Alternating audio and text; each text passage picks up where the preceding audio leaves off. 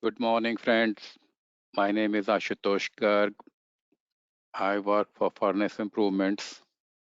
Our company is in the business of design, engineering, and supply of fired heaters. We also revamp fired heaters for improving the capacity, increasing the efficiency, reducing NOx emissions, and improving the run length. We have been in business for 25 years. 2 years ago, when COVID struck, we decided to start doing webinars. And this is, I believe, 12th webinar which I'm conducting today. Last month, we decided that why don't we share with you all the users and all the people who are in the specifying of fired heaters, uh, details about how the fired heaters are designed. Our aim is to give you insight about how fired heaters are designed so that you can appreciate the design better and also learn the intricacies. Fired heater design is generally not covered in textbooks. It was mainly the property of oil companies to start with in 1930s and before.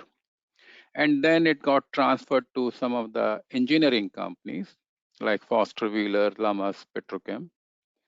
And slowly uh, it got transferred to other companies. So over the last 100 years, the fired heater design technology has been spreading, and it's still uh, limited to very few people or very few companies. Maybe there are about 10 fired heater suppliers in the entire world. But we want to give you an insight into fired heaters. So we have started this 12-part program where we take a talk about each subtopic of fired heater design with you. So fired heaters, as you know, are one of the largest equipment in the oil refineries and chemical plants. Uh,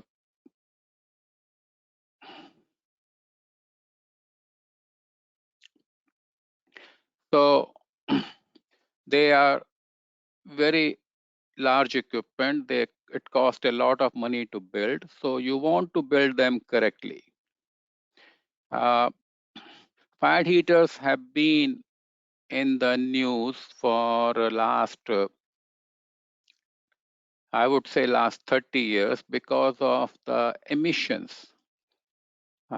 First, it was particulates, sulfur emissions when we used to fire oil. Then it came down to NOx emissions. When we started firing gas, people realized that the NOx emissions are not good for humans.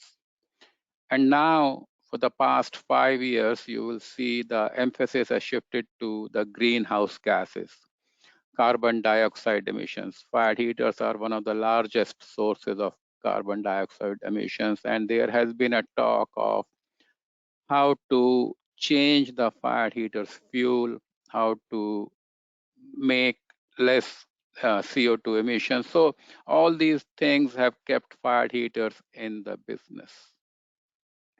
So today we will be talking about a very important topic, which is combustion and efficiency of fired heaters. Combustion is one process which differentiates fired heaters from all the equipment in the refineries.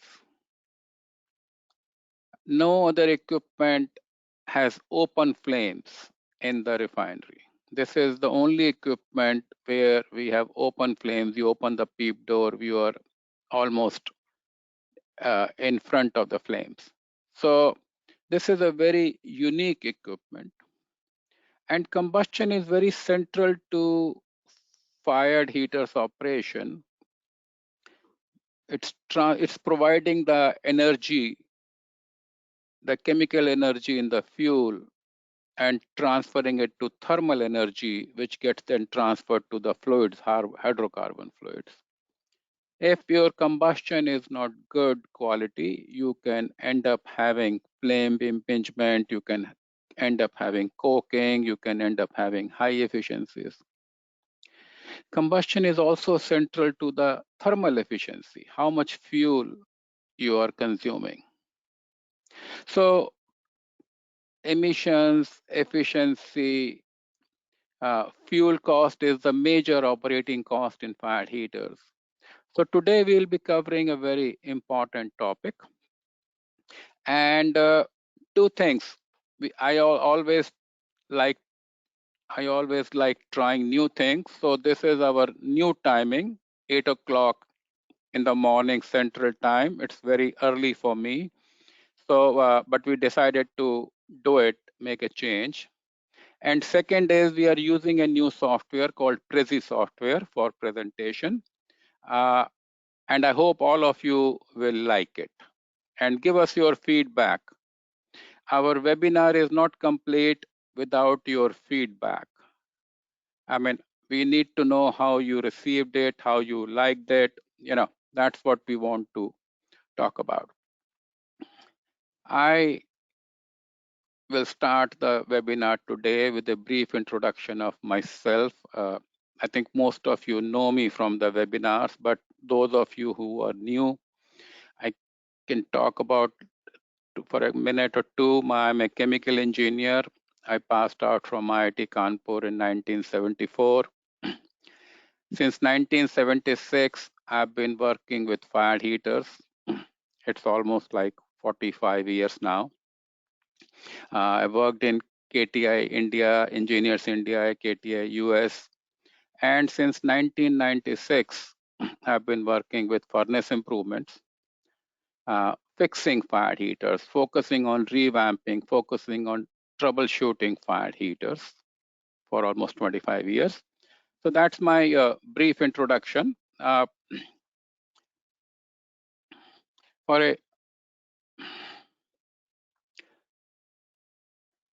want to talk about my company, Furnace Improvements. We have been in business for 25 years. They are paying for all the time and all the energy and all the effort our team has put up in this webinar. So you need to listen to me for a couple of minutes before we go back to our combustion process. We have two offices. The project office, as I call it now, is in Sugar Land, Texas. That's where I am based at. And our main office now is in Noida, India. That's where all the design, engineering, and all the other activities are carried out. Our focus has been improving performance of existing fired heaters, that is revamping. If you have a fired heater where you are having issues, you are having run length issues, you are having shutdown issues, you are having high tube metal temperatures, emission issues, call us. Please call us and we would like to help with you, work with you and help you. Our model has been working directly with end users, refiners, petrochemical plant owners. And our approach has been contrarian approach. We always challenge what is existing, what is conventional. Not that we rebel at every time, but we always challenge what is the conventional approach, and try to see if things can be improved. We are also working as systems engineers, so we try to look at the heater from all the way from top to bottom, or from bottom to top, from burner, radiant section, convection section, stack, everything, check it out, I'm very lucky to have a very good team who has been with me for a very, very long time, and we take pride in high quality technical work. Because of the time difference, we can do round the clock work for you. We can supply you heater in about 6 months time. That's how fast we can do it. We have done it in 4 months. So we can keep schedules. our organization is very flat. We are hands-on people, and you will see me doing heater design even after 40 years. So I do the design myself and then make sure it's done right. Our philosophy has been do it once, do it right. And we find that's the most important philosophy or of doing things economical way.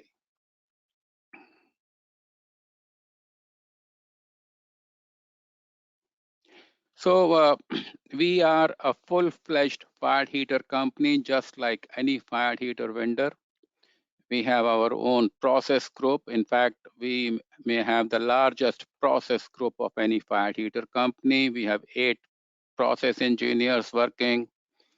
In most of the companies, you will have only 1 or 2 process engineers.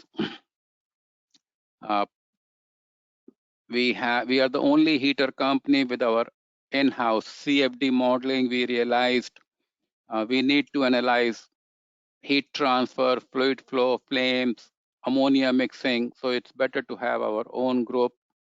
And then we have the mechanical and structural group, as well as we have 3D modeling. We do our own shop drawings. None of the heater companies do their own shop drawings, and that is one reason why we can do very quick turnaround of the projects. So we have a very good team, and I want to take this opportunity of thanking my team for making this wonderful presentation for me, especially the process group and the mechanical group. They have worked very hard and done this presentation. I'm just the front end or delivering the presentation to you. I want to take this opportunity of thanking my clients. They have been very kind to us for last 25 years, and I hope they will continue giving us business for the next 25 years. Phillips 66, Citco, Countrymark, Delec, Valero, we are working with almost all the oil companies in US.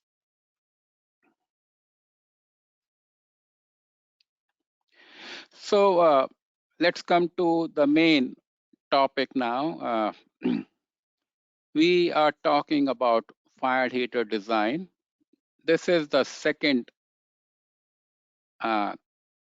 webinar in this thing, and I hope most of you would have attended my first webinar. If you have not attended, you can always go to YouTube or go to webinar, and the recording is available.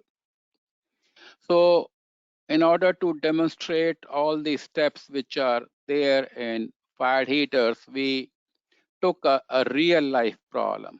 This is a project we did about 5 years ago.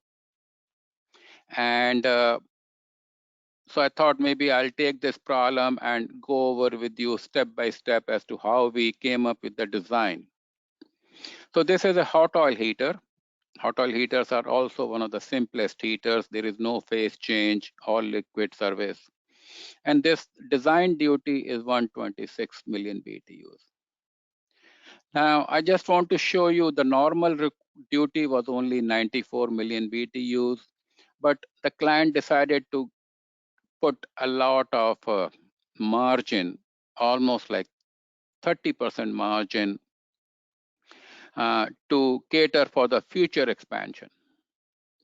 In fact, they have already come to us last year to ask if we can increase the capacity of this heater any further.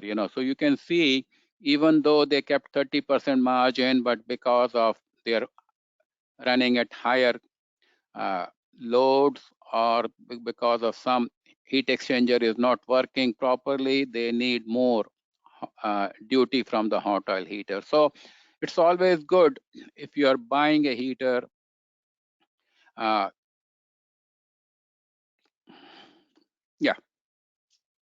If you're buying a heater, keep plenty of margin in the duties.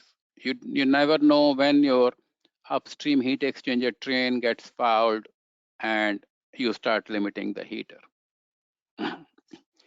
So one of the things which you need before you start designing is, what are you going to heat? What fluid are you going to heat? What is the flow rate of that fluid? What are the pressure and temperature? And then the physical properties like density, viscosity, thermal conductivity, specific heat. So this heater had therminol 66 as a fluid. The flow rate was about 1.8 million pounds per hour. The temperature given was, inlet was 480 and outlet was 600. That's important. And then on the pressure side, inlet pressure was 120 and the outlet pressure was 80. So we had a 40 psi pressure drop to work with. And then you can see the other properties. These properties are necessary. I mean, you need all these properties to design a heater properly. If you are working with any hydrocarbons, then either you need the ASTM distillation data, which can generate all these properties, or you need a TBP data, or a lot of times you can have the feed composition. If you're heating gas, you tell us it has hydrogen, it has carbon dioxide, it has methane, so we can input that and generate again these properties for proper design of our fired heater. So this plant, this heater was going to be put in an existing plant, and they had very tight space. So they told us we have only 80 feet by 50 feet available for this heater. And I will tell you how the plot space won us the job, So, but the plot space is important actually. And also, if you are buying a heater, you need to know how to access, what will be the access, because you need to have crane for erecting the heater. Where will the crane be positioned, right? You need to know what is the width of roads inside the plant, because you're going to ship these components. So there are a lot of practical constraints which come up when you have these designing of fired heaters or in thinking of buying fired heaters. All those things needs to be specified to the heater vendor so that he can give you the best option. The fuel gas composition is not the actual composition, but since we are going to be doing combustion calculations today, we want to show you the combustion calculations. We simulated this composition, which shows you methane, ethane, ethylene. Ethylene is like an unsaturated olefinic hydrocarbon. And then I also deliberately put hydrogen actually, because everybody these days have been talking about hydrogen. So I said, okay, let me put 25, 25 each so that you see how these components behave, Also, the client specified a minimum efficiency of 90%. Now, here is something I want to talk to you about thermal efficiency. Thermal efficiency is a very, very important parameter in any furnace. It directly affects the cost. So if you are buying a fired heater, if you're specifying a fired heater, make sure you specify the efficiency required. Because as a heater vendor, I try to minimize the heater cost. And when I minimize the heater cost, I end up minimizing the efficiency.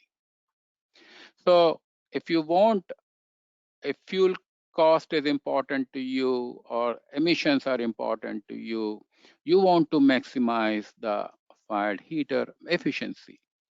But if you specify the fired heater efficiency, you should be ready to pay the cost as well, actually. So fired heater efficiency is a very, very important parameter, and don't leave it to the vendor, because then you will have 4 proposals from 4 vendors with 4 different efficiencies. So make sure you are able to specify the efficiency correctly.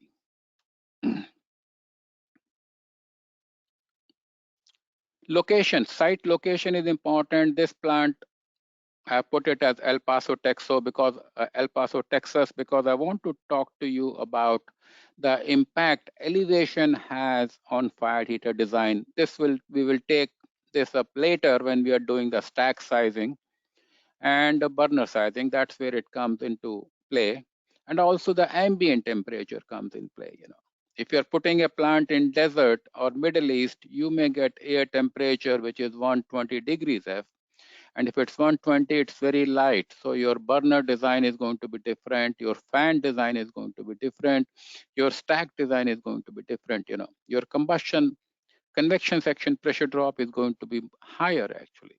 So there are a lot of parameters which start affecting the fire heater design. I'm not trying to scare you from fire heater design, but I'm just trying to tell you is it is complicated. It is complicated, and you need to pay full attention to all the parameters if you want to get the best heater design going. Emissions, very, very important, and especially in 21st century. So this client specified that they want NOx less than 10 ppm emission volume ppm, this thing, and ammonia also to be 10 ppm. So we will talk more about it, but basically we needed to put an SCR, selective catalytic reduction unit, on this heater to get down to 10 ppm. So I'll show you later in the future webinars how we did it. But emissions are very, very important. I mean, nowadays, anywhere you are putting a heater, you need to make sure you have the right emissions to start with. So what are we going to be talking today? We are going to be talking about combustion. We are going to be talking about combustion reactions, excess air requirements, typical fuel oil, fuel gas, culprit, acid dew point, which causes corrosion, and then factors affecting thermal efficiency, air preheater and waste heat recovery, waste heat boilers. And then we have some combustion and efficiency calculations to show you. That's what my goal is to cover in this session. I already talked to you about this. This is just a repeat. I'm wearing the same coat, which is there in the picture. Which I really like it. So,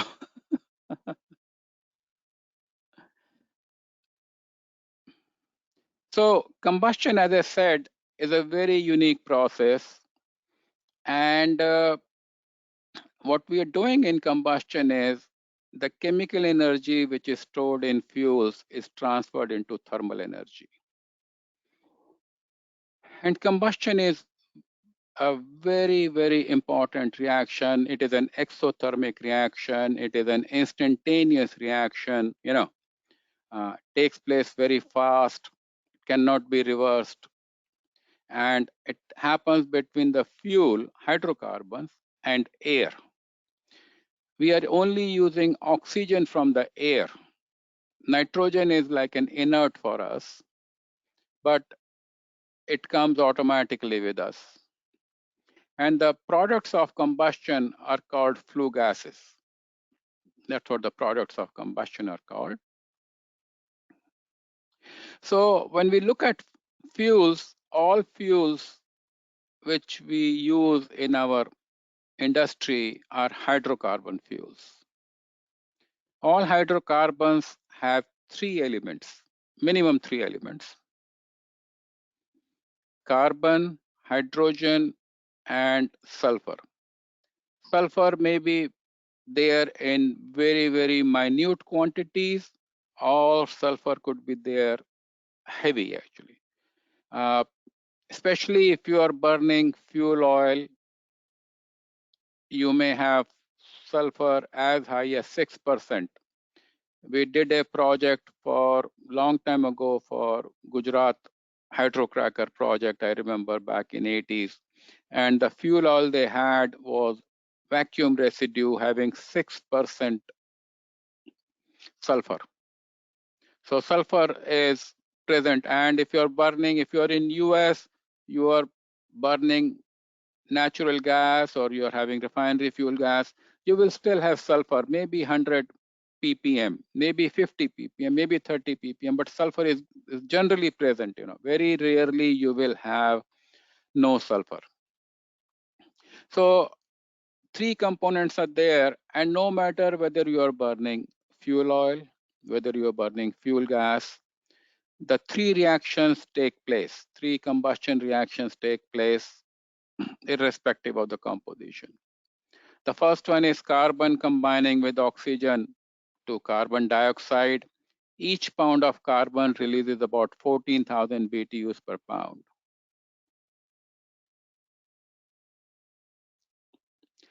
Similarly, hydrogen.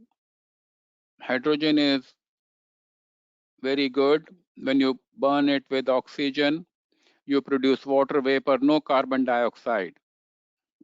And on a mass basis, it has one of the highest heat releases, 51,000 BTUs per pound. So it has a very, very high heat release on base per pound. So 1 pound of hydrogen has a lot of energy. Let's come to sulfur. Sulfur combines with oxygen and produces sulfur dioxide and some sulfur trioxide. We will talk about it in a few minutes. And it also produces heat, about 4,000 BTUs per pound.